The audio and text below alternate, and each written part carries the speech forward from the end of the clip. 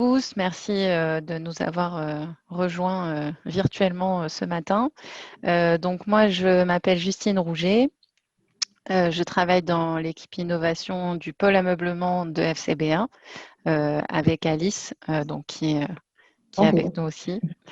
Et donc ce matin, l'idée, c'est de vous présenter un travail, de partager avec vous et d'échanger avec vous sur un travail qu'on a fait juste après le confinement, une étude sur les usages dans le secteur de la restauration, d'abord au sens large et ensuite appliqué, actuellement par rapport à la situation sanitaire, de regarder un peu les conséquences en termes d'usage de ces espaces. Donc du coup, la présentation qu'on a préparée pour aujourd'hui, et l'étude qu'on a faite, elle a été découpée un peu en 3 parties. Une première sur un état de l'art du secteur de la restauration, donc au sens large pour avoir un peu le contexte de notre étude. La présentation des observations terrain, donc on est allé se rapprocher d'usagers pour comprendre un peu mieux les problématiques actuelles et futures par rapport à ce secteur et à la situation sanitaire. Et on a aussi travaillé sur des concepts produits, donc qui sont vraiment à l'état de concepts et d'idées. Donc on va vous en présenter une partie aujourd'hui pour stimuler un peu les discussions, les échanges et la réflexion qu'on peut avoir, les solutions qu'on peut apporter dans ce secteur-là. Et on a aussi, donc bon, c'est un peu nouveau pour nous de présenter notre travail de manière virtuelle comme ça. Donc, on a essayé pour animer un peu la présentation de faire des sondages instantanés. Donc, en fait, on va vous envoyer dans le chat du webinaire là, un lien qui va ouvrir une page internet sur lequel, au fil de la présentation, vous allez voir apparaître des questions. Donc, quand vous verrez cette slide-là.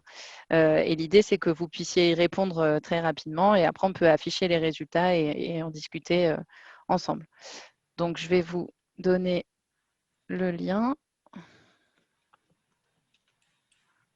Hop.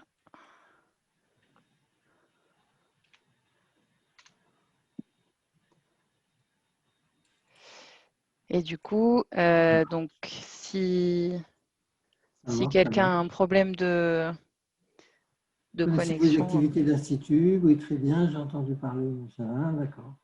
Voilà, donc là, la première question, c'est pour savoir un peu si vous nous connaissez. Et voilà, ça C'est génial. introduit aussi notre présentation. Est-ce que... Donc, on est combien? 1, 2, 3. Parfait. Du coup, Alice peut C'est montrer bon? les résultats. Oui, je pense que tout le monde a pu voter. Ok. OK, bon, déjà, personne ne nous connaît pas du tout, donc ça, c'est plutôt une bonne nouvelle. Effectivement. Donc, super. Bon, bah, donc, ça va être l'occasion, puisque vous ne nous connaissez pas non plus forcément tous très bien. On va Je commencer connais. cette présentation par une rapide présentation du FCBA, de nos activités, pour que vous puissiez un peu mieux nous cerner. Donc, le FCBA, c'est le Centre technique industriel du bois et de l'ameublement.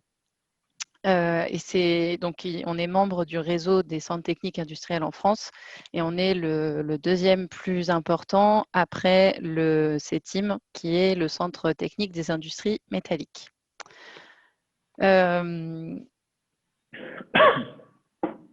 Donc, on est à peu près 350 personnes au FCBA et on va travailler sur en fait, à la base, on travaille uniquement sur la filière bois. Donc, on travaille sur l'origine de la matière, donc la forêt, la sylviculture.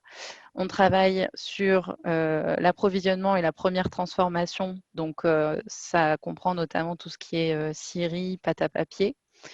On travaille dans le secteur de la construction bois et on travaille sur le secteur de l'ameublement. Donc, en fait, à l'origine, l'ameublement a été rattaché au FCBA parce qu'il y a 50-60 ans, tous les meubles étaient faits en bois, en tout cas une grande majorité. Aujourd'hui, ce n'est plus le cas. On a vraiment un secteur multimatériaux. Donc, nous, dans le pôle ameublement, on travaille multimatériaux. Donc, au niveau de notre implantation, donc on a 2 gros sites. Un qui est à Champs-sur-Marne, donc c'est le siège social, d'où vous parle Alice, et un à Bordeaux, d'où moi je vous parle. Donc, c'est les 2 plus grosses implantations en France. Et après, on a quelques délégations territoriales réparties dans d'autres villes.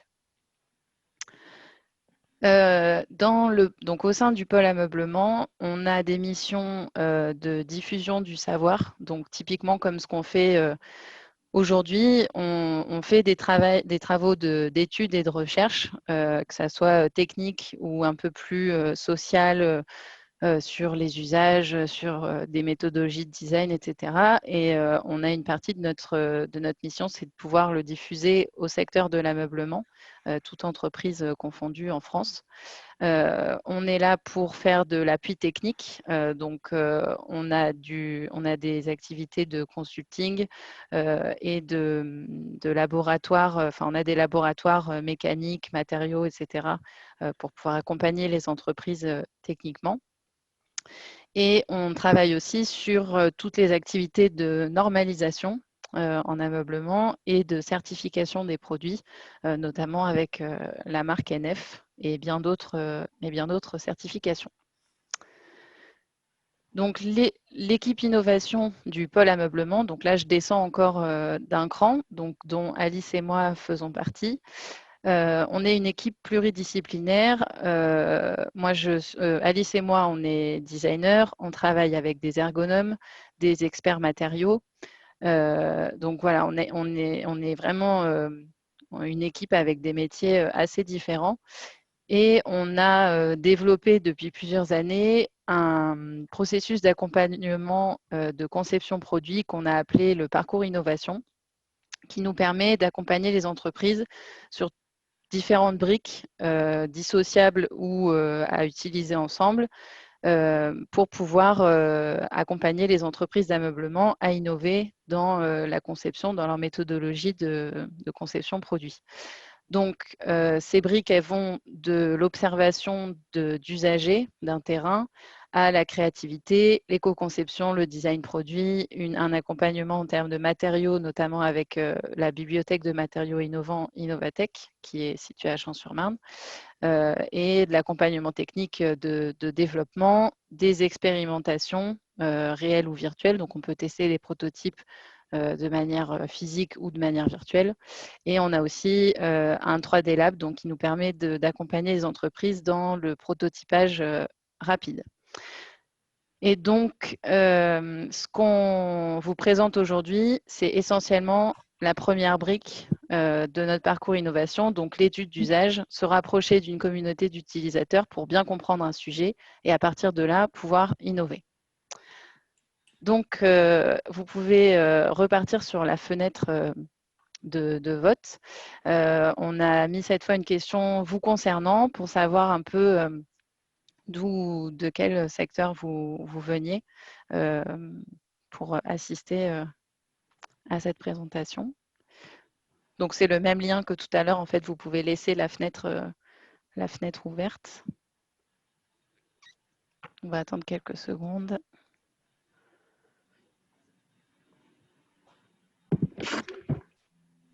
Il n'y a pas de multi-choix possible. Hein. Non, ouais, c'est un seul choix. Okay. Bon, après, on a fait ça pour dynamiser un peu la présentation, mais bien sûr, si vous voulez compléter oralement, c'est encouragé. Je pense que c'est bon. Oui, je pense que c'est bon aussi. Ok.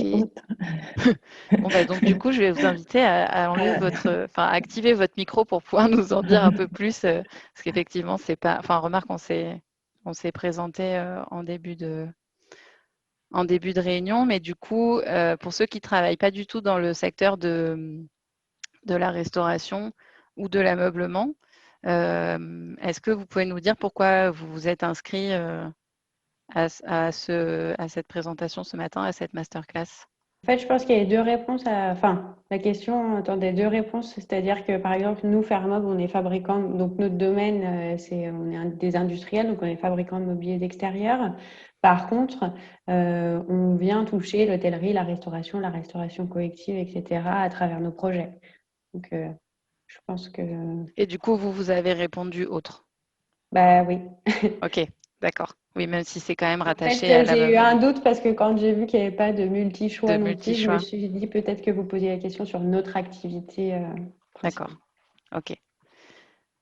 Ok, ça marche. Bon, mais au final, on avait fait à peu près le tour tout à l'heure. Normalement, tout le monde a pu se présenter. Donc, comme je l'ai dit tout à l'heure, là, aujourd'hui, on va vous présenter quelque chose, enfin, une étude qui est vraiment centrée sur le secteur de la restauration. Après, on a aussi d'autres études qui touchent d'autres secteurs, c'est une activité qu'on fait régulièrement. Donc, même si c'est un secteur qui aujourd'hui ne vous concerne pas directement, ça peut être intéressant de voir la méthodologie qu'on a suivie et qui peut être appliquée vraiment à plusieurs secteurs.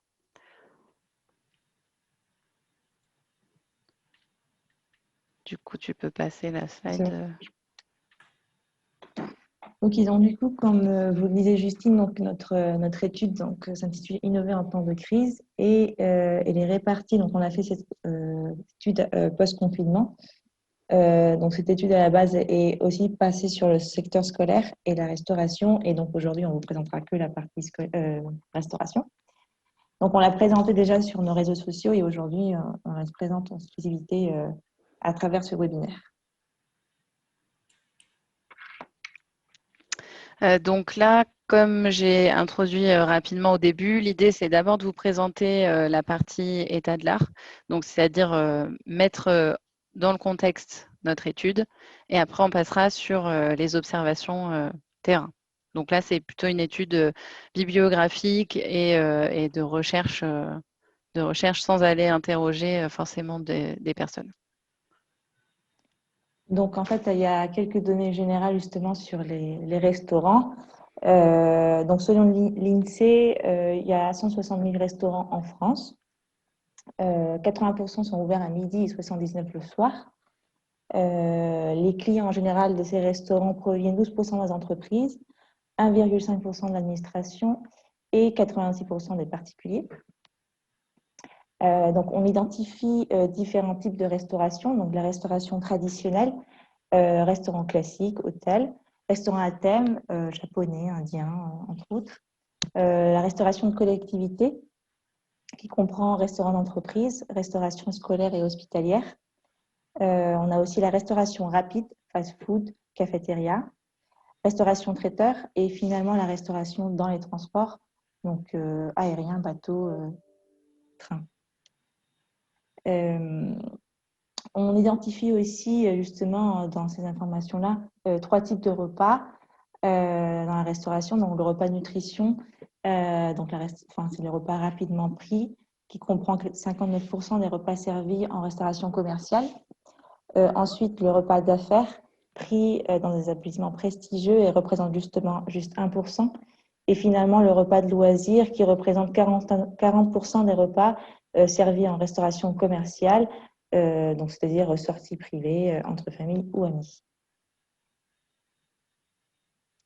Donc là, après avoir été chercher quelques chiffres un peu généraux et sourcés sur ce secteur-là, pour construire notre étude, on va aussi aller regarder quels sont les différents acteurs qui entrent en compte et qui vont entrer en compte dans notre étude d'usage par la suite. Donc, on fait aussi des listings des personnes. Donc, ces listings sont, donc on a plusieurs acteurs, les cuisiniers qui sont dans la cuisine, ils préparent les plats, le manager qui s'occupe de toute l'équipe, de gérer toute l'équipe en restauration, le chef de rang qui prend les commandes et apporte les plats, le commis de salle qui débarrasse les plats et aussi peut faire aussi le rôle aussi de chef de rang dans certains restaurants, et finalement la personne au buffet ou au bar qui prépare les boissons et aussi s'occupe de la vaisselle. Ensuite, pour construire l'étude d'usage, on va aller regarder donc, ce qu'on appelle en ergonomie les usages prescrits, c'est-à-dire sur un sujet, quels sont les usages attendus. Quand on parle de restaurant, un serveur, a priori, qu'est-ce qu'il a à faire? En fait, c'est un listing des usages des tâches théoriques. Donc, c'est le terme en ergonomie, c'est les usages prescrits. Et ce qui ensuite, quand on va observer les usages sur le terrain, on va appeler les usages observés les usages dégradés. En fait, ce sont les usages réels qu'on observe. Et l'idée, c'est ensuite de pouvoir comparer usage prescrit et usage dégradé pour voir et pour en tirer des conclusions, des analyses et pouvoir faire avancer l'étude. Donc ici, on vous parle des usages prescrits, donc théoriques, sur le secteur de la restauration. Donc, en fait, ces usages prescrits, donc c'est des tâches spécifiques. Donc, entre l'heure d'ouverture et l'arrivée des clients, donc le serveur doit nettoyer l'espace, démarrer les machines, vérifier le stock et approvisionner le bar. Lorsque les clients arrivent, donc il y a l'accueil des clients, vérification s'il y a une réservation ou pas, lui présenter la carte, lui prendre la commande, transmettre cette commande à la cuisine, puis ensuite amener les plats. Débarrasser à la fin du repas, le rapporter donc à la vaisselle et ensuite faire payer le repas. Après, il y a un côté invisible de ces tâches-là. Donc, c'est en soi coordonner l'équipe des serveurs, être disponible aux demandes des clients, veiller à que justement entre la cuisine et les repas, ça soit donc servi à temps, mémoriser justement quel plat correspond à quel convive, veiller à qu'il y ait un laps de temps entre chaque temps de plat et surtout, je pense finalement que ça soit une bonne expérience de convivialité et de repas. On identifie aussi en fait une approche sociologique qui est faite par une docteure en sciences sociales, Angélique Fellet, qui nous parle justement de 3 tâches relation client, donc accueil, conseil et vente. L'accueil, c'est vraiment de pouvoir placer le client, ensuite identifier le style de client que c'est, si c'est un client qui vient régulièrement ou pas, et donc de cette manière pouvoir lui proposer quelque chose de pertinent. Finalement, il y a aussi le conseil qui met en valeur la carte, le menu qui est proposé et guide les clients dans son choix. Et finalement, la vente, donc après avoir exposé justement tout le menu, c'est amener en fait le client à pouvoir faire un choix ou le pousser à faire une nouvelle découverte. Donc, une fois qu'on a observé les usages prescrits, on va essayer d'en dégager des problématiques. Et donc là, on parle des problématiques avant Covid. Pour ensuite regarder, quand on ira voir les usages post-Covid ou pendant Covid, puisqu'au final, on n'est pas vraiment post-Covid, mais une fois qu'on va regarder les usages, dégager également les problématiques en lien avec ces usages-là et voir est-ce que les problématiques ont été empirées, est-ce qu'elles ont simplement se sont déplacées de sujet, est-ce que certains nouveaux usages ont réglé des problématiques anciennes.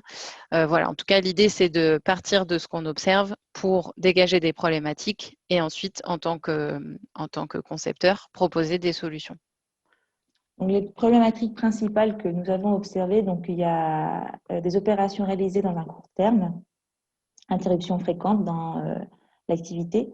Nous avons les exigences physiques et cognitives. Dans les exigences physiques, nous avons donc déplacement, beaucoup de pas, transport et charge, la posture, être toujours debout, travailler dans la précipitation, douleur et fatigue et changement de température entre cuisine et la partie du restaurant.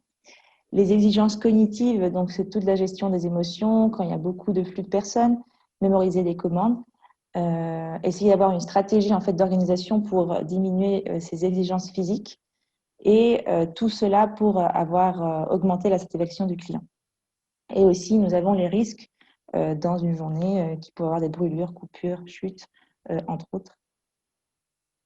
Dans cette même problématique, on trouve aussi que il y a l'idée de pouvoir réduire le temps à table ou l'augmenter. Donc, ça va vraiment dépendre des restaurants et des serveurs.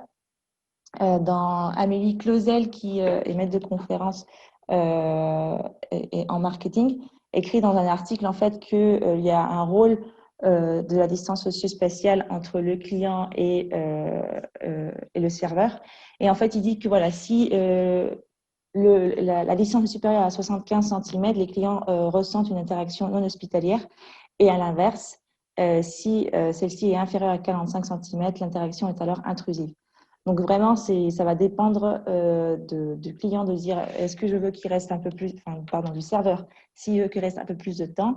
Et donc, pour essayer de fidéliser le client, ou sinon qu'il reste moins de temps et de pouvoir faire le nombre de couverts un peu plus élevé.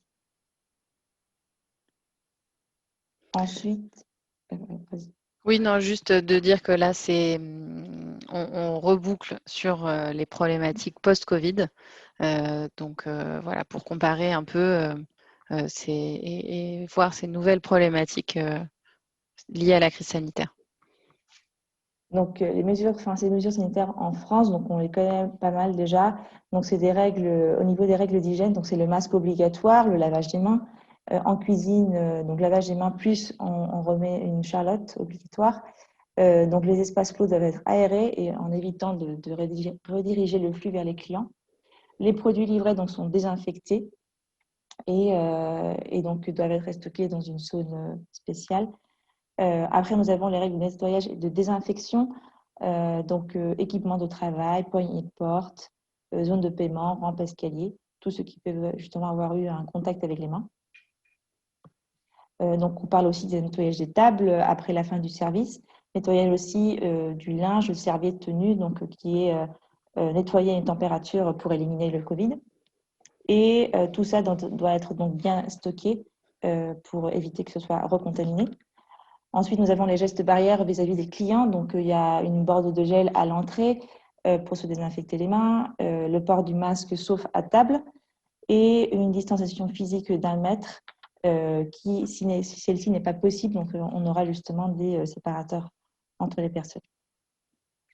Ensuite, donc, des mesures un peu concrètes, c'est-à-dire donc à part la distance linéaire, les séparations, donc il y a peuvent être servies que les personnes qui sont assises.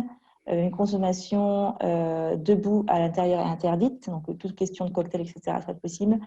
Limite des convives à table 10 personnes maximum, donc aujourd'hui on revient à ça d'ailleurs. Il y a une organisation des flux, donc on a vu dans certains restaurants des flèches ou entre autres. Le menu est donc, on revient un peu au menu en ardoise, bon, ce qui existe aussi déjà, mais sinon aussi en QR code, ou alors plastifiés et ils sont nettoyés systématiquement. Finalement aussi, donc la partie de gestion de paiement, donc on va prioriser les paiements sans contact. Après, il y a une surveillance de la part de l'équipe et des managers pour que les règles soient donc appliquées par les serveurs, mais aussi par la clientèle. Ensuite, dans l'organisation interne de la restauration et des serveurs, s'il y a des cas suspects qui sont, donc faut être consulté et donc prévenir pour pas justement infecter tout le monde. Ensuite, il y a toujours un engagement de la part du manager de rappeler les règles et les bonnes pratiques. Et finalement, respecter la distanciation entre équipes, même pendant le temps de travail. Et finalement, il y a aussi donc, ces règles qu'on a observé que certaines règles aussi sont appliquées donc, à l'international. Donc, aux États-Unis, les clients doivent s'asseoir côte à côte pour éviter de postillonner, car il n'y a pas le masque. Donc, c'est les séparateurs plastiques. Les buffets et les distributeurs de boissons sont suspendus. Il y a une désinfection souvent des surfaces couramment touchées. Pour les serveurs, donc, il faut qu'ils mettent le masque et la capacité d'accueil est réduite. Et donc, avoir une ventilation aussi non obstruée. Et on a trouvé aussi, par exemple, ça c'est une autre méthode qu'on n'avait pas trouvée ailleurs. En Allemagne, en fait, ils font une fiche pour garder la trace des clients, donc par rapport s'il y a eu une infection ou pas. Et donc, ces données sont détruites à la fin du mois. Et donc, on retrouve aussi la désinfection des cartes plastifiées régulièrement. Et ce qui complique aussi cette partie de recherche de problématiques liées aux restrictions par rapport à aux mesures sanitaires, c'est que là, c'est des mesures qu'on a listées quand on a fait l'étude post-confinement, mais on voit que ça change et en tout cas que ce n'est pas fini. Et du coup, c'est aussi une problématique générale, c'est que comme la situation ne s'améliore pas de manière régulière, on a du mal à avoir des problématiques qui soient durables et du coup proposer des solutions durables, c'est aussi une problématique en soi. Donc là, on a une nouvelle question. À votre avis, est-ce que les usages prescrits, donc toutes les tâches qu'on a présentées au début, à quel point est-ce que vous pensez qu'elles vont être bouleversées par le Covid et par les différentes problématiques post-Covid qu'on a vues ensuite? Donc, je vous laisse quelques secondes pour répondre à cette question.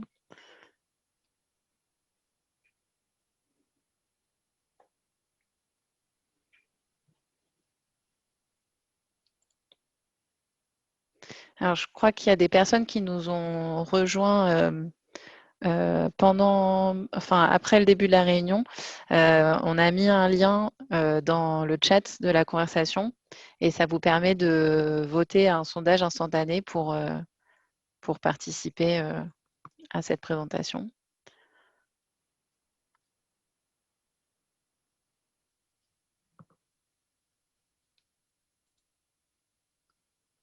Il y a 7 personnes qui ont voté. Je pense que c'est bon. C'est bon? Ouais. Ok,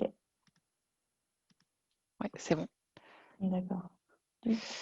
Donc, du coup, vous êtes une majorité à penser que beaucoup d'usages vont être changés pour longtemps. Est-ce que vous voulez nous en dire plus? Est-ce que vous voulez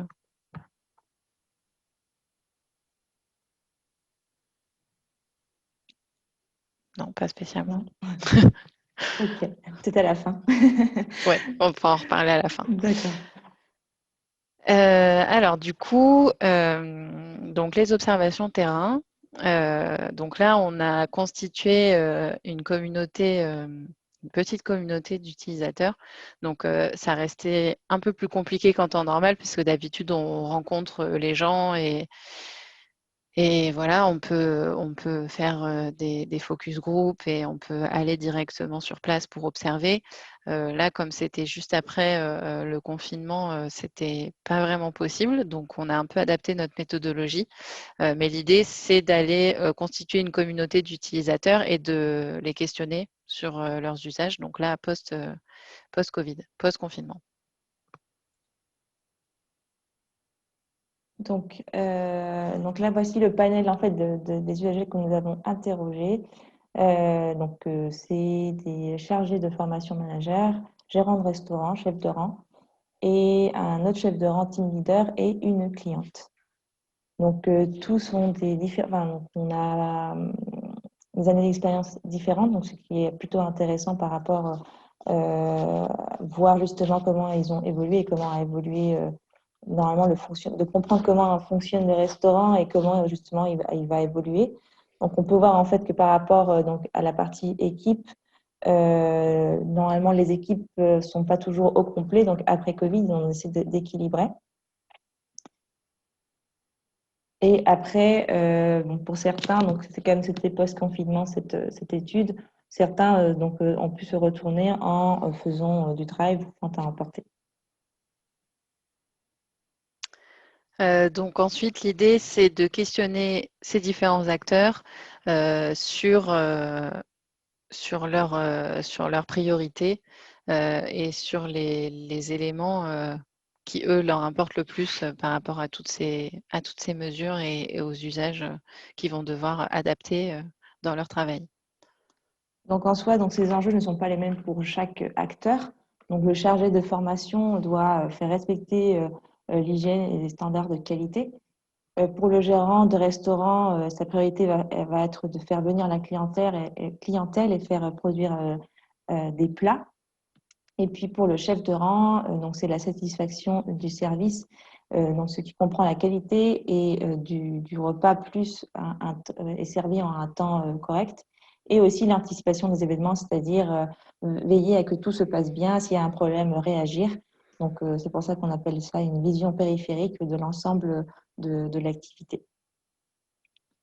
Ensuite, donc on a eu une expérience, enfin on a pu interviewer une cliente qui, elle, nous transmet en fait que l'important pour elle dans le choix du restaurant, c'est pouvoir être transportée, donc changer d'espace, découvrir de nouvelles choses ainsi que de nouvelles personnes, pouvoir rencontrer, avoir un lieu de rencontre avec ses amis, avoir un bon relationnel avec le serveur, que celui-ci soit aimable.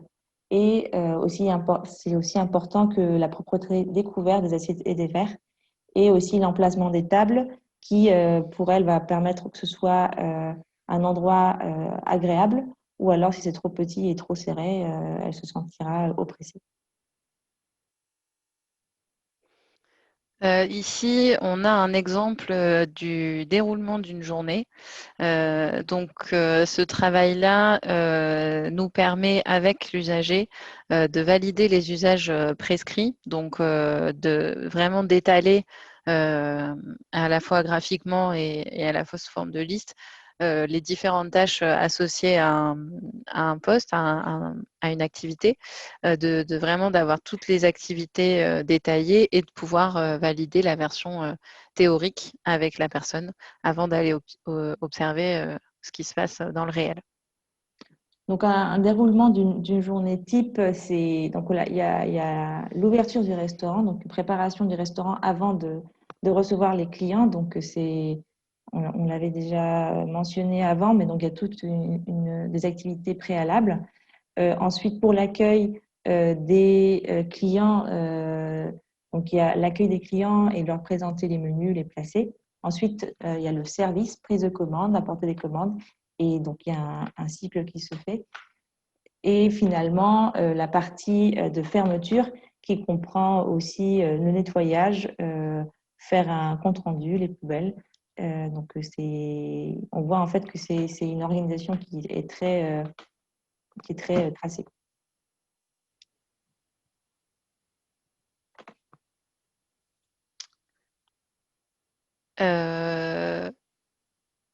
Les problématiques avant le Covid, donc ça, c'est des problématiques données par les usagers. Et en fait, du coup, ces problématiques-là, en fait, donc on a la partie lors de l'accueil. Donc avant ces problématiques-là, c'est changer. Les clients changent de place. Voilà, on peut leur indiquer une place, mais ils changent de place.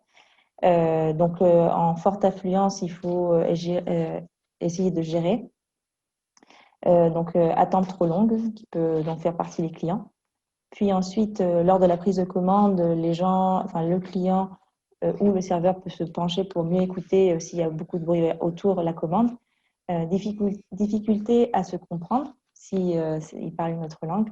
Donc, une attente trop longue lorsque les serveurs doivent déjà s'occuper de plusieurs clients. Si, par exemple, le client a beaucoup d'allergies ou des demandes spécifiques, ou sinon aussi ne pas avoir les produits de la carte. Lorsque les plats sont apportés, c'est aussi une difficulté si, par exemple, les personnes sont au même stade du plat. Donc, on essaie de varier ou de servir les personnes en même temps.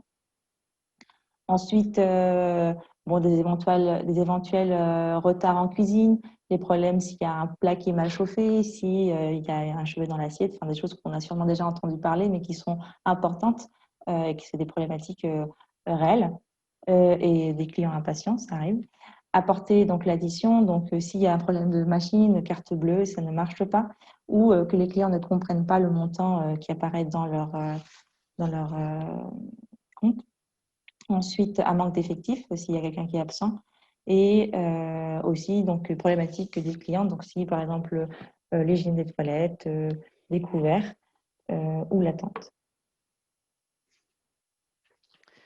Donc là, on a encore une fois une petite question sur est-ce que les problématiques qu'on a un peu listées aussi, c'est des problématiques dont vous aviez déjà conscience, ou est-ce qu'il y a des choses qui vous étonne dans ce qu'on a récupéré comme info?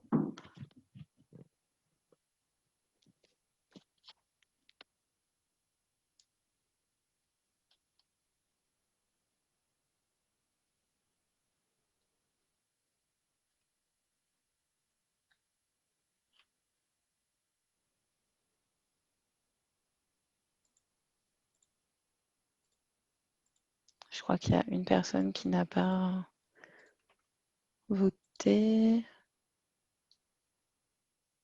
Bon, on peut regarder. Ouais. Ok. Ok.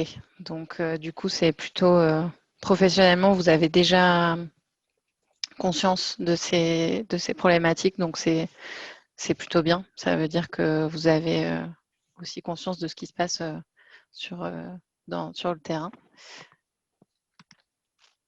Ok. Continue. Donc, l'impact des nouvelles mesures sanitaires, donc post-Covid. Donc, on se confronte au non-respect des procédures de la part des clients. Donc, le refus à porter le masque, ça on a quand même entendu parler. Ne pas pouvoir manger sur place, donc les clients ne sont pas, donc ils sont habitués à venir manger sur place, donc ils sont agacés. Donc, mettre parfois la pression pour pouvoir rester et manger. On a une augmentation en fait de l'administratif. On passe plus de temps à traiter des sujets. Au niveau économique, bon, c'est pas nouveau, nombre de couverts réduit et fluctuant. Et pour les clients, eh ben, s'il y a l'ouverture de nouveaux restaurants, se sortir en sécurité dans le restaurant. Ensuite, donc, ces mesures sanitaires renforcées, donc le lavage de mains qui est contraignant. Les chefs de rang doivent se laver les mains entre chaque table servie. Le lavage des mains donc, prend du temps, donc il faut aussi gérer ce temps-là pour pas que ça empiète sur leur performance. Et donc, comme on disait, des problématiques liées à l'ouverture. Donc, c'est voir justement, sont également imaginées par les professionnels tels que poser le plat sur la table. Donc, toutes les problématiques qui correspondent au serveur, respect de la distance physique et prendre la commande sans être proche du client. C'est des réalités auxquelles on sont confrontés après pour l'ouverture du restaurant. Donc, en fait, il y a une réorganisation de l'activité après l'ouverture des restaurants. Donc, ça, c'est un self normalement où justement il y a une interaction, sauf que là, pas possible. Donc, indication des flèches, comment justement suivre pour pouvoir avoir justement le plat, mais sans personne qui soit là pour servir. Donc là aussi, on a encore une question qui est en fait la même que tout à l'heure. Donc, est-ce que les problématiques post-Covid, c'est des choses dont vous aviez aussi déjà entendu parler? Et on va accélérer un petit peu après la présentation pour finir, mais vous pourrez avoir aussi le support si vous voulez l'analyser par vous-même ensuite. C'est bon, Alice, tu peux mettre les résultats. Ok, donc moitié-moitié par le biais professionnel. Donc, on voit qu'il y a un peu moins de connaissances par rapport aux problématiques classiques, on va dire. Ok, on enchaîne alors. Donc, du coup, des propositions pour un usage efficace. Donc, les séparateurs, on avait donc demandé aux personnes, aux professionnels, qu'est-ce qu'ils penseraient si les séparateurs pouvaient leur donner un coup de main. Donc, on a eu donc, des avantages et des inconvénients et quelques idées proposées. Donc, ça aide à délimiter l'espace, à pouvoir avoir des moments plus intimes. Les inconvénients pourraient être que les serveurs ne voient pas la salle au complet, ne peuvent pas voir si les clients ont besoin de quelque chose. Ça crée aussi une chaleur parce que les séparateurs ne sont pas que dans la partie restauration, mais aussi dans la cuisine, etc. Donc, ça peut porter un peu préjudice. Et voilà, quelques idées, c'est donc de dire autour de la table, comme par avant, ça peut servir. Un séparateur transparent, ça peut être aussi utile pour voir justement qu'est-ce qui se passe. Alors, une partie aussi des inconvénients, ça pourrait être aussi enlever le rapport humain. Donc, c'est plusieurs fois cette inquiétude qui revient. Donc, voilà, c'est quelques-unes des idées reçues qu'on a eues. Et ce qui est aussi, j'ajoute quelque chose qui est intéressant, c'est qu'on a posé les mêmes questions d'un point de vue scolaire et il y a des problématiques qui sont assez similaires, notamment sur le manque de visibilité dans l'espace dû aux séparateurs qui étaient pas mal prônés post-confinement pour solutionner la délimitation dans l'espace. Tout à fait. Donc, on a aussi d'autres propositions dans le questionnement justement à ces professionnels-là. Donc, certains nous ont donné quelques idées. Donc, disposer plusieurs timers pour essayer de limiter le temps du repas, essayer de limiter le personnel et effectuer un roulement, autoriser donc les tables à l'extérieur et ne pas laisser les couverts sur la table, mais les amener sur le moment quand le client arrive pour le rassurer et ou les désinfecter devant eux. Donc là, une petite question pour savoir si vous, dans vos environnements de travail, vous avez installé des séparateurs. Alors, environnement de travail, c'est soit dans les restaurants, si vous savez, dans les restaurants, s'il y en a, ou dans les bureaux, si vous travaillez dans des bureaux.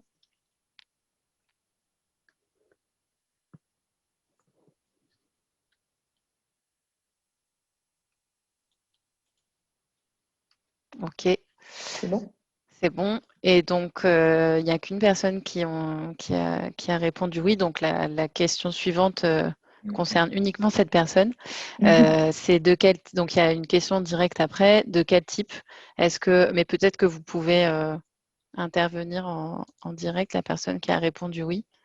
Oui, alors du coup, c'est moi. Nous, on a développé du coup des séparateurs pour justement la période post-confinement, on va dire.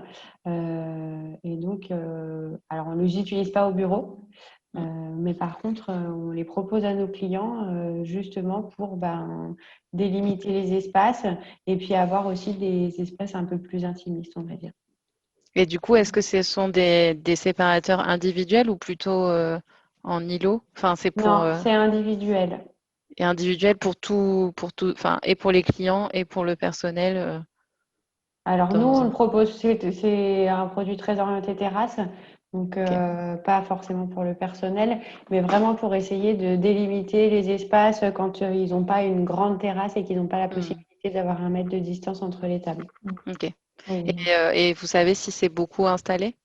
Vous avez malheureusement non. En fait, on a développé 2 produits, celui-ci et comment dire en français, un distributeur de gel, pardon. Et du coup, le distributeur de gel fonctionne bien, les séparateurs non. En fait, on a eu l'impression que les restaurateurs n'avaient pas tellement investi dans ce type de produit. Ouais, c'est ce qu'on s'est dit aussi, parce que là, au moment où on l'a fait, c'était le tout début des séparateurs et au final, 4 mois après, on a l'impression qu'il n'y en a pas tant que ça, enfin qu'on n'en voit pas tant que ça. Voilà. Après, il va y avoir toute la problématique de l'hiver qui arrive. Donc, nous, c'est très orienté outdoor. Est-ce que, du coup, pour ne pas perdre trop de place dans leur restaurant, ils ne vont pas se sentir un peu obligés d'utiliser cette typologie de mobilier-là? Nous, on essaye de le proposer en tout cas. Oui, c'est une vraie problématique aussi. Ouais. Ok. Voilà, donc du coup, sur les conclusions un peu de cette étude, donc vous pouvez retrouver en ligne de manière complète. Là, on a essayé de la synthétiser un petit peu, mais sur notre site fcba.fr, vous pouvez retrouver l'étude complète.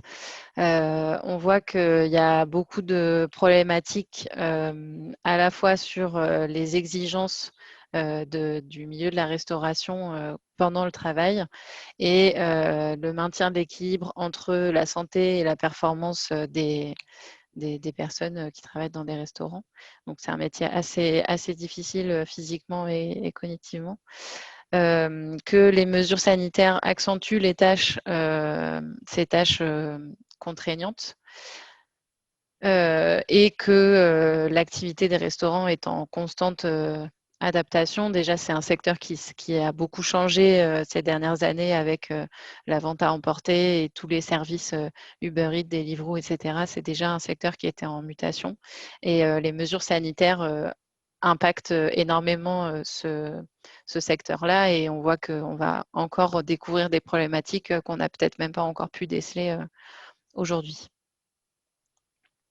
Et donc, notre étude nous a mené à développer des concepts qu'on on a développés avec ces problématiques-là qui vont aussi varier par rapport à l'endroit ou au restaurant.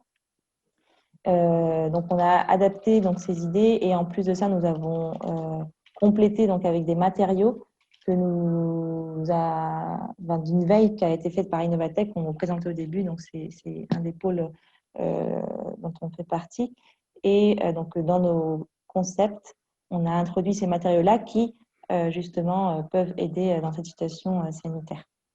Donc, on a développé d'abord, on a fait avec des mots-clés pour guider notre réflexion. On a fait d'abord le mode cocoon, donc c'est-à-dire un espace individuel mais pas coupé du monde. Nous avons ensuite fait la question de modularité, donc bouger ou remplacer, adapter ou voire réinventer l'espace. Et finalement, quelque chose d'assez important, la transparence, donc communiquer avec l'extérieur depuis l'intérieur. Donc, avec ces idées-là et ces inspirations-là, nous avons développé, voilà, on va vous montrer quelques concepts. Donc, c'est vraiment le côté intimité qu'on avait dit et transparence pour que le serveur puisse voir. Et donc là, donc on a des matériaux transparents. On a du PMA avec un recouvrement antimicrobien en laiton. Ensuite, nous avons un autre qui est donc, lui, celui-là posé sur la table. Donc, c'est un séparateur qui est en plexiglas avec une lumière LED qui désinfecte, une lumière LED UV qui vient désinfecter 99% des surfaces, avec aussi un pied en laiton antimicrobien. Donc, on s'est rendu compte aussi que, bon, des fois, il y a des restaurants qui ont un certain agencement. Donc, c'est peut-être intéressant de venir plugger quelque chose à un mobilier. Donc, plutôt là où donc c'est transparent et avec une surface textile qui est aussi antimicrobienne, mais c'est un objet qui vient se plugger à un mobilier déjà existant. Ensuite, ce séparateur aussi qui est sur la table, qui peut avoir, donc qui est imprimé en 3D, donc des technologies qui sont aussi accessibles, donc avec un additif qui contient des nanoparticules de cuivre pour éliminer donc bactéries et autres. Et donc le paravent est fait en papier. Dans notre recherche, on a vu justement que le virus ne vit que 24 heures sur le papier, donc c'est plutôt pratique. Et au niveau du rangement, vu que c'est un éventail, ça peut se ranger facilement.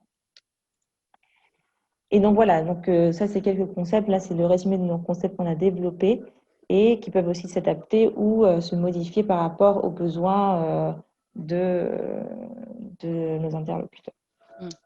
Oui, parce que c'est des concepts qu'on n'a pas vraiment développés, c'est plutôt des concepts, enfin des idées qu'on a eues, qu'on a essayé de formaliser et d'associer ça à la veille matériaux qu'on avait déjà réalisés. Voilà, et l'idée c'est de pouvoir, si vous êtes intéressés, en discuter ensemble et voir s'il y a des concepts qui peuvent être poussés un peu plus loin avec des industriels. Et donc, du coup, la dernière partie de cette présentation, c'est un peu vous expliquer, enfin, vous donner quelques pistes d'accompagnement que nous, on peut faire sur cette thématique-là ou sur d'autres. Donc, on est en capacité de réaliser donc des études d'usage sur mesure, donc avec la même méthodologie qu'on a fait, qu'on vous a présenté ici, mais sur des secteurs différents. Donc, soit sur un secteur entier, ou soit sur par exemple, un nouveau concept de restaurant ou un nouveau concept d'espace, et vous voulez connaître un peu plus les usages dans ce secteur-là, enfin dans cet espace-là. Nous, on est en capacité de vous accompagner. Vous pouvez être intéressé par le développement de concepts donc, qu'on vous a présenté juste avant, qu'Alice vous a présenté juste avant. Donc, ça peut être soit partir d'un des concepts pour créer un nouveau produit, ou vous avez déjà un produit et vous voulez l'améliorer en piochant des idées que nous, on a eues. Voilà, on peut aussi vous accompagner là-dessus. Ensuite, on a aussi l'habitude de monter des projets de multi-partenarial pour les entreprises, des entreprises qui veulent développer des nouveaux concepts un peu globaux. Donc voilà, c'est des projets en co-conception qui permettent de développer des nouveaux produits en collaboration, et c'est des thématiques qui sont assez intéressantes. Donc si ça vous intéresse, vous pouvez revenir vers nous. Et on fait également de l'accompagnement à la conception de nouveaux produits. Donc par exemple, sur la base de l'étude qu'on vous a présentée aujourd'hui, si vous avez des idées ou vous voulez créer des nouveaux produits, on peut aussi vous accompagner là-dessus. Donc voilà, c'est la conclusion de cette présentation. Alors oui, on avait mis une dernière question sur quel accompagnement vous intéresserait dans ce que j'ai énoncé. Donc là, c'est une réponse à choix multiple. Mais c'est un peu pour sonder, mais l'idée, c'est que si vous êtes intéressé par un des accompagnements, vous avez nos coordonnées à la fin de la présentation. Vous pouvez nous contacter directement pour en parler. Et j'en profite aussi, pendant que vous répondez à cette dernière question, pour vous mettre dans le chat les liens des études. Donc, le premier lien que je vous mets ici, c'est l'étude qu'on a réalisée, donc la même que celle qu'on vous a présentée là, mais dans le domaine de l'école. Je vous mets le deuxième lien, c'est l'étude complète sur le secteur de la restauration. Donc, à chaque fois, il n'y a pas la partie concept, il n'y a vraiment que la partie étude d'usage. Et le troisième lien que je vous mets, c'est la veille matériaux. Donc, vous en avez eu un très léger aperçu sur les petits matériaux qu'on a mis avec les concepts, mais cette veille est aussi disponible en ligne. Donc, voilà, c'est le troisième lien dans la conversation. Si vous voulez regarder, c'est en lien avec ce sujet. Voilà, donc merci beaucoup. Est-ce que il est 56? Est-ce que vous voulez avoir... Je ne suis pas sûre qu'on ait reçu les liens. Enfin, moi, personnellement, je ne les ai pardon. Oui, non. Moi, je Attendez. les ai, oui. Oui, mais en fait, c'est parce que j'étais en privé. Ah, c'est pour ça, Philippe, on avec était en toi. conversation privée. Voilà, je remets. Alors, est-ce que ça va marcher? Il faut juste que je les sépare. Ouais, normalement, c'est bon. Ouais, c'est bon, merci beaucoup. Voilà. Dans la réalité, les séparateurs de table dans les restaurants, ils en ont pas mis tant que ça, les restaurateurs, pour l'instant. Non. Moi, j'en ai vu que peu. Enfin, genre, du côté d'Opéra, de la Saint-Lazare, j'en ai vu très, très peu. Et il y a certains restaurants où j'en ai vu après post-confinement et d'autres où ils ont, après, ils se sont dit, bon, on n'en met plus. Donc, Alors, dans les nouvelles dispositions pour éviter de fermer, est-ce qu'ils en ont parlé de ça? Non, je n'ai pas pu voir si dans les... pour le moment, moi, ce que j'ai entendu dans les news, c'est plutôt donc déjà la restriction des 10 personnes. Donc déjà, ça réduit pas mal. Et après, moi, j'ai pas entendu parler vraiment de séparation, de séparateurs ni rien de ça. Mais ça C'est revient. qu'il parle de la distanciation des tables. Après, je ne sais pas si le gouvernement peut prôner une solution plus qu'une autre. En gros, c'est qu'il y en a qui se disent c'est obligé que ce soit des séparateurs, mais il y a peut-être d'autres. Là, ils vont tout faire pour éviter la fermeture. Donc, oui, donc peut-être qu'ils vont. Après, voilà, on a vu beaucoup de séparateurs parce que c'était un peu notre axe au départ, parce qu'au début, on parlait beaucoup de ça et c'est quand même directement en lien avec le secteur de l'ameublement, un objet qu'on peut facilement fabriquer et revendre. Oui, la fameuse cloche que les gens avaient sur la tête. Là. Voilà. Oui, mais en fait, on en a vu beaucoup. Enfin, il y en a beaucoup qui existent et dans le secteur de la restauration et dans le secteur du scolaire. Mais c'est vrai que c'est un produit qui amène aussi son lot de contraintes. Alors, je pense que c'est aussi pour ça que ça n'a pas forcément été adopté, mais il y a eu beaucoup d'idées. Enfin, nous, on en a eu quelques-unes et on en a vu aussi sur Internet. Il y a pas mal d'inspirations de personnes qui ont fait des dessins ou des 3D. Proposition, Est-ce que du coup, dans le secteur de la restauration collective, vous parlez du scolaire, vous avez eu un peu plus de retours aussi sur l'usage des séparateurs? Non, pas tellement. Alors sur le scolaire, on ne sait pas restauration scolaire, c'est vraiment le scolaire au sens large. Donc dans les classes, c'était même un peu plus orienté à l'intérieur des classes, comment les enseignants allaient pouvoir faire pour refaire cours à peu près normalement. Et on a très peu vu, enfin on n'a même pas vu d'école qui avait investi dans des séparateurs. On en a vu sur Internet, mais ce n'était pas en France.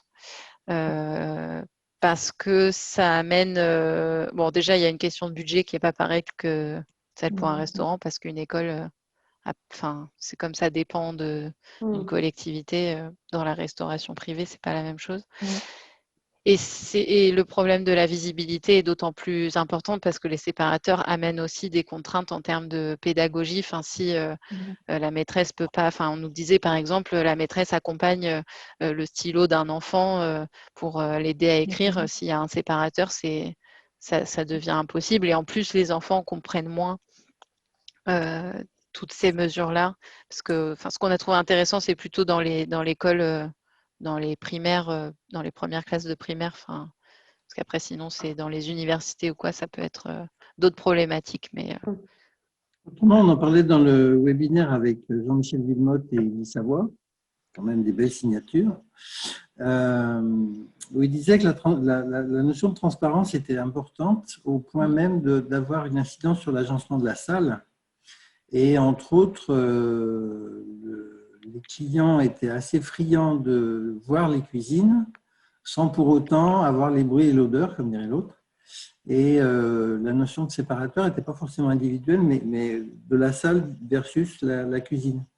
Donc, plutôt que de mettre des murs, ils préféraient privilégier des cloisons transparentes pour voir la cuisine à travers, entre guillemets, une vitre ou un aménagement spécial, pour garder ce côté un peu festif.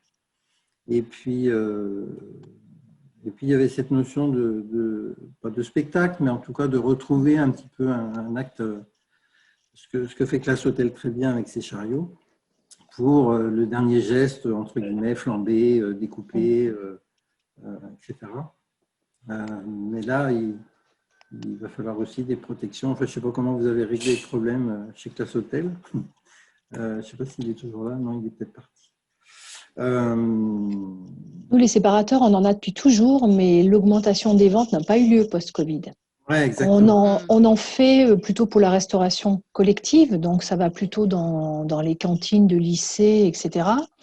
On a eu beaucoup de demandes après le déconfinement, mais qui ne se sont pas forcément traduites en commandes, c'est-à-dire qu'on nous a pris les tables et les chaises, mais pas forcément le nombre de séparateurs qui allaient avec. Ils en ont pris un certain nombre et ont essayé de réduire les coûts au maximum par rapport à ça. Donc, on n'a pas eu cette demande de séparateurs. C'est tout affolé sur le Plexi au départ, en disant qu'il faut absolument trouver, ça va être des commandes monstrueuses. Et puis en fait. Alors, nous, ils n'étaient pas en Plexi. On a continué les séparateurs classiques qu'on a depuis quelques temps, donc, avec des panneaux. Mais sur le Plexi, oui, on a eu pas mal de demandes, même pendant la période de Covid. Moi, beaucoup de gens m'en ont demandé. Ouais. On n'y est pas allé et on ne regrette pas de ne pas y être allé parce que je ne suis pas sûre que si on avait approvisionné en masse des plaques de Plexi, on ne les aurait pas aujourd'hui dans les Non, il y en a eu beaucoup sur les endroits de l'encaissement. Sur les caisses. Oui, ça c'est. Ils ont beaucoup utilisé du polycarbonate. Oui, plus que du Plexi. Plus que du Plexi parce que c'est plus fin et c'est un peu plus léger. Mais vraiment les séparateurs en PMMA, Plexi, Altuglass, non. En tous les cas, pas en ce qui nous concerne. OK. Eh bien, s'il n'y a pas d'autres questions. Merci beaucoup. Merci à vous. Merci beaucoup. Merci Justine, merci Alice. Merci. Au revoir. Merci. Bonne journée. Bonne journée. Au revoir. Au revoir. Au revoir.